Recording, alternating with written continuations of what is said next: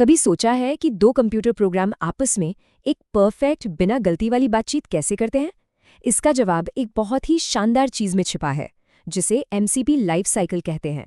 तो चलिए आज इस पूरी टेक्निकल रूल बुक को एक आसान सी बातचीत में बदलकर समझते हैं।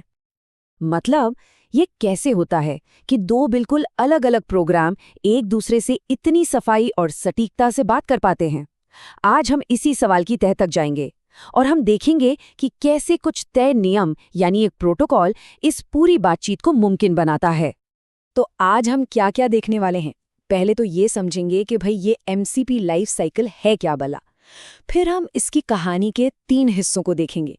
पहली मुलाकात, जिसे कहते हैं हैंडशेक, फिर असली काम यानी सहयोग, और आखिर में अलविदा कहने का सही तरीका। और हाँ, ये भी देखेंगे कि जब बातचीत में कुछ गड़बड़ हो जाए तो क्या होता है और एक पूरी बातचीत असल में दिखती कैसी है। तो चलिए सीधे पहले सवाल पर आते हैं।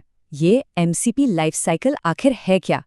इसे ऐसे समझिए कि ये एक परफेक्ट टेक्निकल बातचीत के लिए बनाई गई रूल बुक है।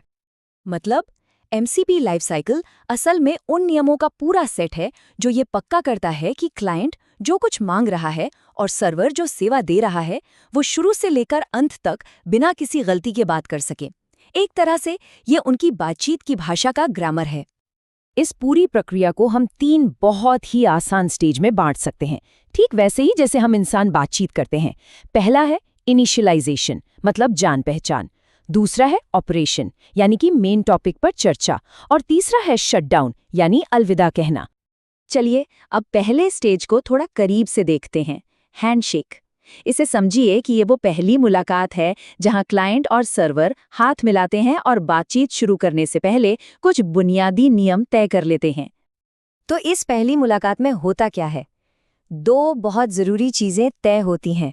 पहली, वो ये पक्का करते हैं कि दोनों एक ही भाषा मतलब प्रोटोकॉल का सही वर्जन इस्तेमाल कर रहे हैं। और दूसरी, वो एक दूसरे को अपनी अपनी काबिलियत बताते हैं कि भाई मैं ये काम कर सकता हूँ। और ये पूरा हैंडशेक 3 सिंपल स्टेप्स में होता है। सबसे पहले क्लाइंट एक इनिशिएट रिक्वेस्ट भेजकर बातचीत शुरू करता है। फिर सर्वर अपनी जानकारी के साथ जवाब देता है। और आखिर में क्लाइंट एक इनिशिएटेड नोटिफिकेशन भेजकर कंफर्म करता है कि ठीक है, सब सेट है, मैं तैयार हूँ।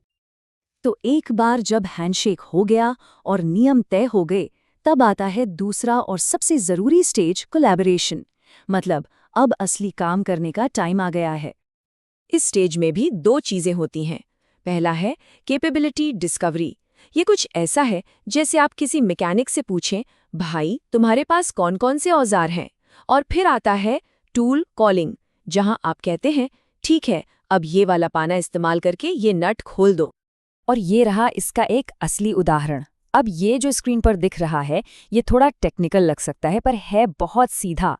क्लाइंट सर्वर से कह रहा है, रीड फाइल नाम का टूल इस्तेमाल करो और मुझे बताओ कि shuru.hello.py फाइल के अंदर क्या लिखा है। देखा कितना साफ और सीधा तरीका है एक खास काम करवाने का। अच्छा, तो अब तक हमने थ्योरी समझ ली। अब चलिए जरा पर्दे के पीछे झांकते हैं और देखते हैं कि ये पूरी बातचीत असल में दिखती कैसी है। हम क्लाइंट और सर्वर के बीच भेजे गए असली मैसेज को देखेंगे। ये मैसेज जेसन आरपीसी नाम के एक फॉर्मेट में होते हैं, जो कि बस कंप्यूटरों की लिखने की भाषा है। और ये रही बातचीत की पहली लाइन क्लाइंट की तरफ से।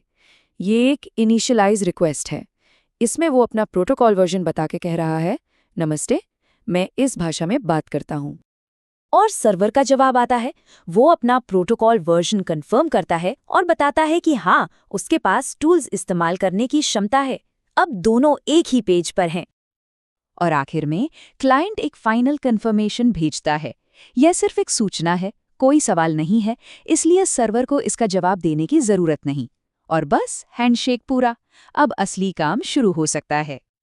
तो बातचीत शुरू हो गई, काम भी हो गया, पर अब इसे सही तरीके से खत्म कैसे किया जाए? यहीं पर आता है हमारा तीसरा और आखिरी स्टेज, क्लीन एग्जिट। और यहाँ एक बहुत दिलचस्प बात है। बातचीत खत्म करने के लिए कोई खास बाय बाय वाला मैसेज नहीं भेजा जाता, बल्कि ये काम ट्रांसपोर्ट लेयर संभालती है। मतलब वो बुनियाद जिस पर ये सारी बातचीत हो रही है। इसे उस सड़क की तरह समझिए जिस पर मैसेज की गाड़ियां चल रही हैं। बातचीत खत्म करने के लिए बस सड़क ही बंद कर दी जाती है।